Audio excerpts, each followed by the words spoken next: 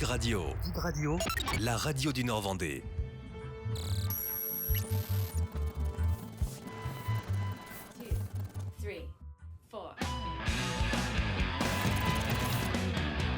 Bonjour à tous, très heureux de vous retrouver dans Backstage sur TV Vendée et Big Radio. Aujourd'hui, nous recevons le chanteur ligérien Benjamin Appiah qui est actuellement en tournée mondiale. Et très heureux de t'accueillir, Benjamin. Merci. Bonjour à toi. Bonjour, merci pour l'invitation, Guillaume. Comment ça va ? Super, pleine pêche. Ouais. De belles choses qui t'arrivent actuellement. Cette notamment, tournée mondiale, on peut le dire. Plus de 15 pays déjà visités quand même. Ouais, c'est vrai. Je me réjouis de ça. J'ai toujours rêvé quand j'étais petit de voir du pays, tu vois, d'aller exporter un peu mes chansons ailleurs. On a cette opportunité-là avec mon équipe. Je suis ravi de ça, réjoui. 6000 disques vendus aussi. Deuxième album, c'est ça le Troisième album, pardon. Troisième album déjà, voilà, Frenchy. Le dernier, justement, voilà, le petit Frenchy qui va parcourir le monde. Ouais, c'est ça. C'était un peu l'idée, tu vois, quand j'ai composé ce disque, quand je l'ai créé, d'utiliser ce terme un peu anglo-saxon, Frenchy. C'est le Frenchy, effectivement, qui est un peu globe-trotter, un peu baroudeur qu'on voit comme ça aux quatre coins du monde. Et en fait, Frenchy, c'est né de cette manière-là. En fait, c'est assez amusant. On a eu la chance sur la précédente tournée, donc L'échappée belle, le deuxième album, de faire quelques concerts en France, évidemment, mais aussi quelques concerts à l'étranger. Et ça a été évidemment très, très inspirant pour moi de rencontrer ces belles cultures, faire des rencontres improbables. Et la composition vraiment de cet album, elle s'est faite comme ça. Je pense, tu vois, par exemple, à une rencontre au Laos. On a fait quelques concerts au Laos. Et un pays où vraiment, je suis tombé vraiment amoureux de ce pays, de par sa culture assez apaisée, comme ça, assez calme, les gens assez entreprenants, mais une ambiance très inspirante. J'ai écrit une chanson, le premier single de Frenchy, Le Sentier des Cascades. Et Frenchy, c'est un peu ça, c'est un peu 10 titres inspirés comme ça de différents lieux, de différentes rencontres. Justement, quand tu pars parcourir le monde, tu t'inspires de tous ces pays, de ces traditions. Totalement. De la même manière que n'importe qui d'entre nous pourrait s'inspirer, c'est d'une richesse incroyable en fait, à aller découvrir l'autre, comment vit l'autre de manière différente, avec une autre culture, avec d'autres valeurs. C'est super riche, c'est d'une richesse incroyable. Et évidemment, c'est aussi super inspirant. Alors, la naissance de ça, c'est né en 2013. On a fait un premier concert au Kazakhstan, truc improbable, vraiment. Mais je m'y suis rendu avec beaucoup de joie. Et en fait, un peu comme tous les réseaux, on a intégré le réseau des Alliances françaises, qui ont pour mission de défendre la francophonie, la langue française en fait dans le monde. Et ça fait un peu boule de neige et on s'est retrouvés à jouer dans plusieurs pays comme ça, à ma grande joie. Est-ce que tu peux te représenter un petit peu pour les téléspectateurs et auditeurs vendéens qui te connaissent peut-être pas forcément? Tu es d'Angers, toi? Je suis plutôt bien connu sur Angers et sur Nantes aussi. C'est ça, tout à fait. Angevin de base. Et voilà, je chante depuis toujours, depuis que je suis petit. Mon premier album, il est né en 2013, Boîte à musique. Il a été lauréat SACEM. J'ai eu une chance inouïe aussi dès la création du projet. Et puis, deuxième album en 2015, et puis Frenchy qui vient de sortir. Voilà l'historique du projet. Ouais. Comment tu pourrais te définir, toi, Benjamin Appiah, de la pop, folk, avec des découvertes métissées, tu l'as dit, de l'exotisme. Tu peux toi, te présenter un petit peu? Qu'est-ce que tu aimes faire aussi? Écoute, franchement, c'est de la chanson française. Alors, tu vas me dire, c'est super vaste, mais ça reste vraiment de la chanson française parce que déjà, je sais faire que ça, écrire en français. Et puis, j'y tiens vraiment à utiliser notre langue. Elle est tellement riche et tellement belle que j'y tiens pour écrire mes chansons.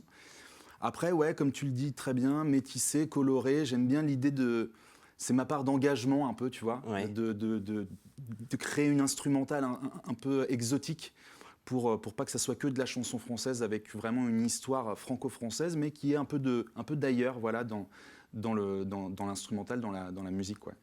Et la marinière aussi, très importante que tu portes régulièrement. Aussi. Ouais, c'est ça. Alors ça, c'était pas évident dès le début, mais en fait, je l'ai porté et c'est à l'étranger qu'on m'a dit que je faisais vraiment Frenchy pour le coup. Ouais. En 2014, 2015, je sais plus. Et du coup, je l'ai gardé. C'est un peu la marque de fabrique, ouais. Frenchy, tu peux nous présenter justement ce troisième album. Qu'est-ce qu'on peut retrouver comme texte et comme compo, hein, puisque tu es auteur, compositeur, interprète? Ouais, totalement. Eh ben, écoute, comme je te le disais, vraiment, c'est 10 titres avec vraiment différentes régions du monde qui sont comme ça en panel sur cet album. Alors, il y a un titre qui fait référence au Laos, comme je te le disais. Il y a un autre qui fait référence au sud des États-Unis, une rencontre incroyable avec 2 musiciens de là-bas, Holly Clarkson et Jack Hamblin. Ça s'invente pas. 2 musiciens donc du jazz New Orleans. Il faut imaginer un peu le décor avec du washboard. Donc ça, c'est une vraie rencontre. Il y a un titre de l'album qui est dans cette ambiance-là. Il a été composé avec le groupe Trio, pour ceux qui connaissent. Et voilà, c'est vraiment un album que je suis très très fier de défendre parce que vraiment... Qui te correspond le plus. Vraiment. Ouais.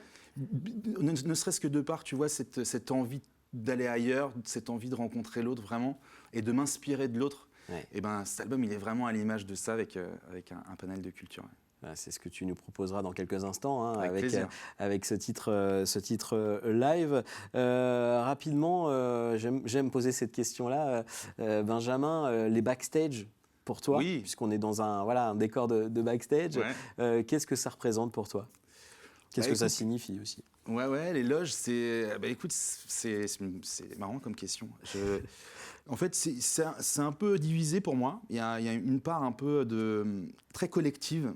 Je suis avec une équipe en fait en tournée, donc tu vois, on partage beaucoup d'heures d'avion, beaucoup de routes ensemble.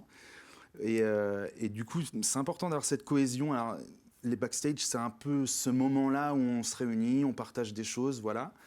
Donc, un peu cette part de collectif. Et à la fois, juste avant de rentrer sur scène, j'ai toujours un peu c'est pas un tic, mais ce besoin en fait d'être vraiment avec moi-même. C'est pas très long parfois, mais de se retrouver toi. Ouais, de me retrouver moi.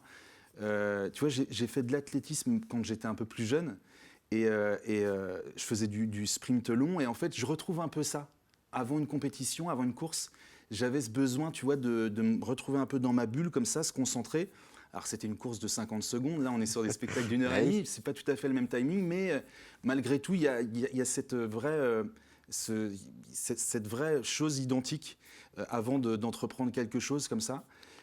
Où moi, en tout cas, j'ai vraiment besoin de me retrouver avec moi-même un peu et se concentrer un peu quelque part. Hein, c'est de la concentration aussi. Oui, et puis tu l'as dit, tu n'es pas seul sur scène, tu as toute une équipe.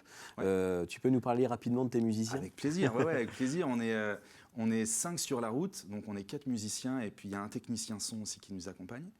Les 4 musiciens, c'est des bons amis, c'est des excellents musiciens aussi. Il y a Gilles Théolier à la basse, qui a un parcours, lui, avec plusieurs groupes. Ça fait une quarantaine, trentaine d'années qu'il est dans la musique. Il a tourné avec Sergent Garcia, avec les Ludwig von 88, avec plein de projets comme ça, K2 Redim. Richard à la guitare, qui lui est le guitariste de la Rouda.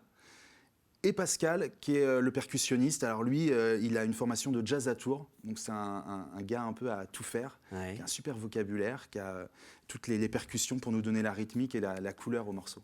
Donc des pointures, qui t'accompagnent. Ouais, vraiment. Important aussi pour toi et ton univers. Comme promis, on va retrouver tout de suite le live. Et quel titre, du coup, extrait de l'album, du nouvel album? Alors j'ai envie de te jouer un morceau qui s'appelle L'étrangère, qui est une histoire un peu particulière. Très rapidement, en fait, on a fait une tournée en Mauritanie avec mon équipe.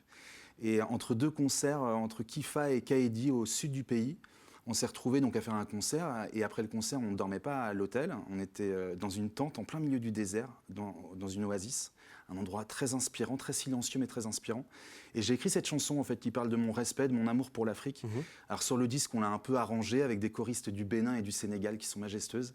Mais là, je voulais te le jouer en acoustique. Donc ce titre qui s'intitule L'étrangère. L'étrangère, c'est parti.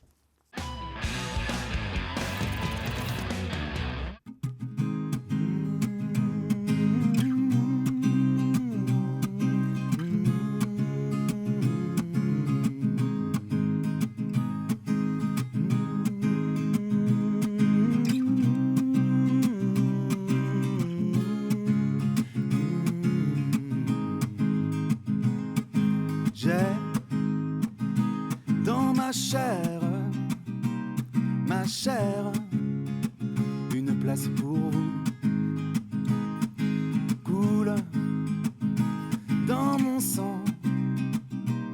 les sentiments, une force, ma source. Belle, étrangère, l'héritière d'un monde devenu fou.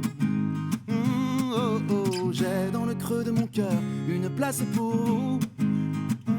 Oh oh, j'ai dans mon cœur une fleur, c'est une pensée pour vous.